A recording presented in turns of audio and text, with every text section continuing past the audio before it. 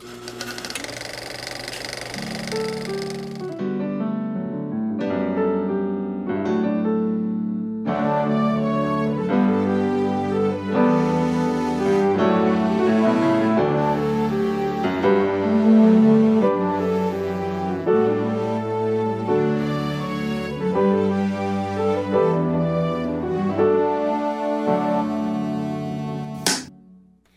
Nick. Hello.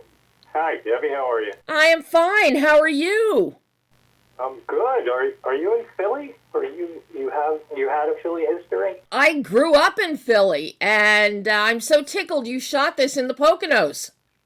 Oh, that was just going to say. You probably noticed some of that. I definitely noticed that and noticed the foliage, because that East Coast foliage in Pennsylvania and New York is very distinctive.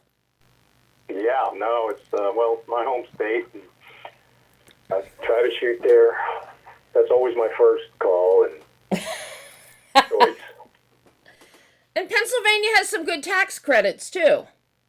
Yeah, they're great. I just got them. That's my third one, so I'm fairly well versed in that. And yeah, I love it there. It's got a bunch of different looks, as you know. You could go out to Lancaster County. You could go up and go into Philly. You go out to Pittsburgh. I mean, it works for a lot of different looks. Yeah. Yeah, I like to tell everybody I'm the second most famous filmmaker out of there. I think that's a fair assessment, Nick. What do you think? I think that's Can you make that happen? Can you help me?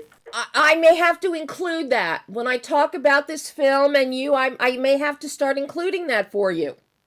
Thank you. You know, I have to tell you, I was spellbound, mesmerized with what you did with the Virtuoso. I had okay, I think we're done. Serene, can we go to the next one? I'm going to steal those quotes. Spellbound and mesmerized. I see it now. Absolutely. I mean, this truly becomes a nail-biting whodunit. And what's happening? I had my thoughts at the beginning. Once our Virtuoso arrived in this beautiful rustic Pocono Mountains town, and I'm happy to say that my initial thought bore out, but it's everything in between and that third act that just blew my mind, because I did not see all of that third act coming. But your pacing is immaculate. Your staging and your construct of this film is as precise and methodical and unflinching as the character of the Virtuoso is. Because that's something Anson does so well with his stoicism, and he doesn't move. And I chuckled when I'm in the scene. He's in the car in the rearview mirror, and he's like making faces to get his face muscles to move into a smile. That was his idea. He was adamant about fighting for that. He felt strongly that would, because he didn't want to be on the Asperger's part of the syndrome, right, or anything like that. But he needed a validation to be so. What he called it, virginal in his approach to the outside world. Which I thought, I agree with you. I thought he hit that perfectly, and as he starts to break down and humanize, you see it, and that's why I had met him 10 years prior on a different project that we haven't shot yet, and I just knew he was great, underrated as an actor. Again, it's not his fault. He's so handsome that people don't. Might let him get away with that, but he's not. He's theater trained, and I was really happy with that. And like for that instance, just adding that thing that as a writer, director, producer, you have to listen and you have to know when to make decisions that you have to support, as opposed to you can't. But that was important because I knew it was important for him, and I'm glad you picked up on it. Not to mention everything you just said is so important that I need your help, because people will, could be a way that this movie gets lost in the shuffle of all these things that are coming out, all these action fills, all these fillers, but this was not it. The bad timing here is the fact that, we got finished right before. Oh, no. And we were dead, we were down for a year. And luckily, happily, my friend at Lionsgate saw just the video of it and really got it. And I was like, yeah, it's pretty good. And if you're in the theater, I mean, that's why we fought for true theatrical. All your adjectives are correct. You will be spellbound after, the midway point to the end. Because, and that was crucial to casting the level of people that we have in the movie, because when you see David Morse show up in the 42nd minute, you're like, wow, I know that. I mean, obviously all of us go, it's David Morse, but even audience members around the world go, whoa, it's that guy? What's he doing now in this movie? Right? Especially because he doesn't really fit with the characters that we've already met. He feels like an outsider, which adds heightened suspicion. And that's something you craft so well with your editing in this film, Nick, is that you create ambiguity for each person that we meet. There's something that doesn't ring true about them. I mean, the minute that we meet our waitress, Dixie, I'm looking at the name tag and I'm looking at the uniform, which doesn't fit right. It's too small on her.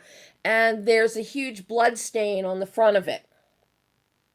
And no self-respecting waitress would walk around with a huge blood stain on her waitress outfit, on a powder blue waitress outfit, and not try cleaning it off. But you give us these little things that we can feed on. And when you get somebody like Morse showing up and it's like, it just doesn't feel. With each person, there's something that doesn't feel right and has you guessing the entire time. Who is it that the virtuoso is going after? And you take us on this roller coaster ride that doesn't end until the bitter end. Thank you. That was very, important. And what, your ambiguity is exactly what both classic literature and classic cinema was about. In the movie that I grew up watching and studied, the noirs of the 40s and 50s. It's all misdirection, right? Yep. I mean, Hitchcock was the master of it. Just when you think, as you said, a lot of people, as soon as they see Abbie Cornish as the waitress, go, she's got to be involved, How, we're not exactly sure, but it's got to be involved more, whatever. But then you go, oh, David Morse just walked in. So, what's he doing here? And it occupies you a little bit, and then the virtuoso goes after the mentor. And you're like, wow, that Eddie Marsan, that guy, I've seen that guy in Sherlock Holmes. I've seen that guy on Ray Donovan. What's he doing in this movie? And he's nothing. He dies. He dies by surprise, which misdirects you. You go, whoa, wait a minute. I didn't expect that. Well, and so you bought another 10 minutes of suspense and and you took yourself away from the waitress, right? And so all that is exactly what you said in your thing. When you're watching it in a theater, or hopefully, when people do watch it at home, they really put the fast forward away and they close the door, because you will miss stuff that in a theater you go, wow, that. And it's a tribute to Frank Prinzi, my DP, and Norm Dodge, my designer, because you're right. There's not even a wasted shot in the movie when you go back, look at it again. I got to tell you, Norm Dodge's production design, as I'm watching, symmetry, and this is something you carry it through, as I said earlier, in your construct, your actual design of this film, with your shots. Everything is perfectly framed. It's unflinching and methodical and precise, just like the virtuoso. The production design, symmetry comes through. Same thing. We see, and then go so far as to looking at the mentor, Anthony Hopkins' character, as he has things precisely laid out as he's cleaning guns. There is a symmetry and a precision to every element of this film that even your composers, Will and Brooke Blair, bring into this with their instrumentation. Not even Yeah, so that much was important. I'm glad you brought that up. Those guys they're from Philly. I mean, they're in Philly now, which was an added bonus to me because I was cutting, back in my place in Montgomery County, and so when I was a big fan of Blue Ruin, the first movie they did with Jeremy Saulnier, and then they did Green Room, and then they did Hold the Dark, Netflix original. But I got to meet them, and I was like, look, there's no surprise that I called the movie The Virtuoso. I wanted to play off of that because, when we think of Virtuoso, I immediately think of Itzhak Perlman or right. Van Cliburn or those kind of people. And that's what these guys, they're virtuosos of death.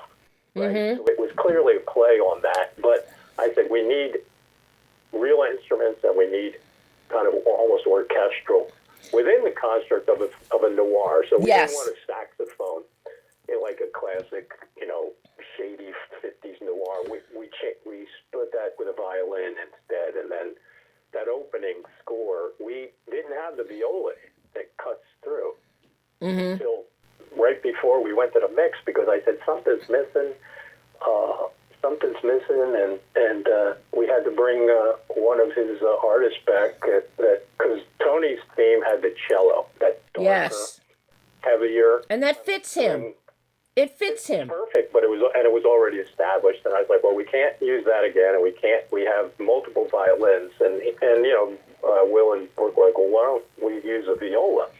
It's got just slightly different tone, but it'll work. I'm like, it'll cut through, and I'm like, absolutely. So yeah, their score is tremendous. I mean, really, I'm glad you brought that up. I love what Will and Brooke do. I talked to them back for Blue Ruin along with Jeremy. I was on board with Blue Ruin at the festival level. That was a great movie. Fabulous movie, but all of their work, right up through even their diversity and their eclectic nature of what they do with composition, because they understand instrumentation, even right up through Vampires versus the Bronx from last year. You wouldn't know it, but they're really talented, really know all kinds of genres. Yeah.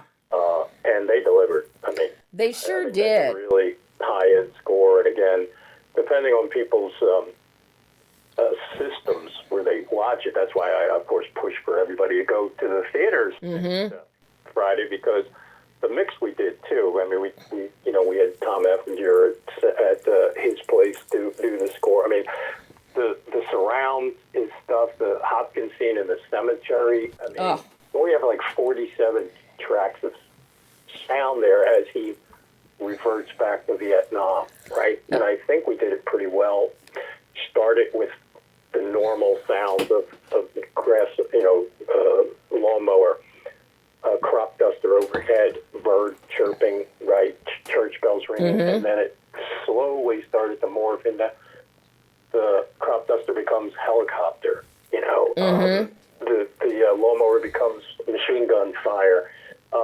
That stuff, that takes a long time, and I'm glad, you got it, because that makes it special. We just need to kind of let people know that it's out there. Oh, absolutely. And I have to say, that cemetery scene, Hopkins better be submitting that scene, that monologue, for next year's Best Supporting Actor category for Oscar. I'm telling you. There you go. Thank you. He already set the stage to toss his hat into the ring for next year with that cemetery monologue. And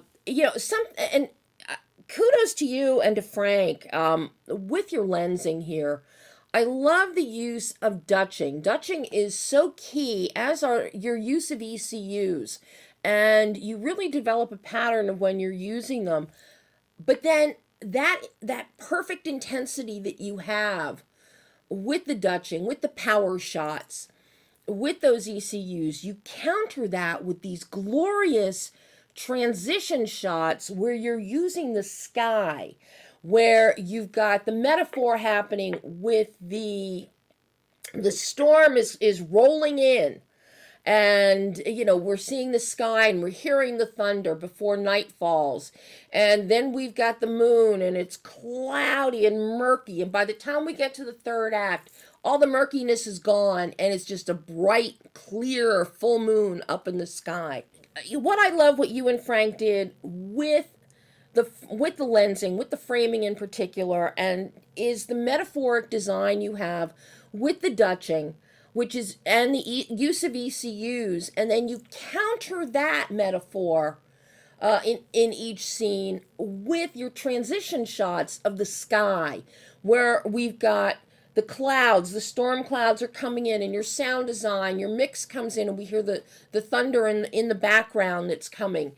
And then we have another transition where it's darker, but there's clouds that are coming across the moon. And ultimately, by the third act, we've got a transition into there with the moon. It is now a cloudless sky. The moon is full and bright, and it's like everything's been peeled off, and we see everything that's been happening. How challenging was putting that design together, because that visual, those visuals are so key to this story. It was challenging, extremely challenging from a production standpoint, but also really simplistic in one respect, because Frank, who I went to NYU with and I worked for when I was coming up, and he was shooting stuff because he was a little bit older than me and got out earlier. He hit it on the head when we were breaking it down, and he said, "Look, man, this thing could be special." He goes, "Because this guy is so haunted that I need to project that on." I go, that was it. That was the one thing he said. Just like any good actor, well, now when they talk to a director, you don't need to talk 20 minutes about your through line, your super ego, all that kind of stuff that you learn in school and you need to know, right? But a good actor goes, "I got it. I need this." Good. And you go, "Yes, correct." So Frank says, "The guy's haunted." I go, "Absolutely. That's what separates this, right? From the minute he makes that mistake where he was an unblemished, he starts to become human. That's his downfall. Right? That's his Achilles flaw. And it is fatal." But so Frank, with that simple statement, his mind was always, and if you go back, and now I know who I'm talking to, and you're clearly a student of this, now go back and look at the transition from the blue, cold light of death that surrounds him and Hopkins to the warmth of him and Abbie on their scenes until the final scene when that switches. Yep. Because we had to do something tricky there, because we reduced the warmth, that we used practicals. That's why we had so many practicals in the motel room, and why we lit the diner the way we did, with the warmth of naivete, say, right, and life, as opposed to the coldness and harshness of death that permeated Hopkins and the Anson's world. And it sneaks into the very end until he turns his light on when he sees the passport, right? And so that was all. Yeah, that was hard. It was hard to get all that in 25 days when, 3 of them were Hopkins and that we shot out here in California, and the rest were in the cold and the snow. I mean, I think our first night in the Poconos, it was 8 degrees. Oh, God. I mean, I was rethinking that one. And, of course, all my new movies are set in the beach or Italy and Tuscany. Learn that lesson. But thanks for noticing that. And I will tell Frank and the Blairs and Norm that you picked it up. I mean, it's all impeccably done, Nick. Impeccably done. To the point, I would love to see, Wolf write a sequel now, based on. Well, we might do the third one, because this was really based on Good Day for. You should go check out Good Day for it, because that was kind of the lead-in to this. and you could probably find it somewhere. And that was great. Hal Holbrook, my dear friend, the late great Hal Holbrook, who did 2 movies with me, and Robert Patrick and Lance Henriksen and Kathy Baker. I mean, just tremendous. Same thing, but more insular. Everybody ends up in the diner. Rose's Cafe, that's where I got it from, and James co-wrote that with me as well. So that's a much smaller version of this and a much more insular version, but it holds up, and you see a different version of this. So we, when we did it in this, it was kind of that simple twist of, like I've told everybody, what happens if the guy walking in is actually a bad man, and then that's where that came from, the Virtuoso. So James and I might have a sequel, but not necessarily even a pure sequel, but we left that open depending on the response we get, because Tony and I got along great, and he's interested. He's still busy and still kicking. Yep. Thankfully, and I'd like to obviously work with him again. I just want to say, Nick, thank you for the MacGuffin of the dog. Oh, great! Yes. You had me die. It's like, oh my god, something's going to happen to the dog. Something's going to happen to the dog. That was my great fear. Yeah, and I wanted you to the very bitter end. You're not unsure what might happen, which was perfect. So thanks for that. Thanks a lot, Tim. Oh, Nick, an absolute joy. I hope I get to talk to you again soon. Okay, thank you.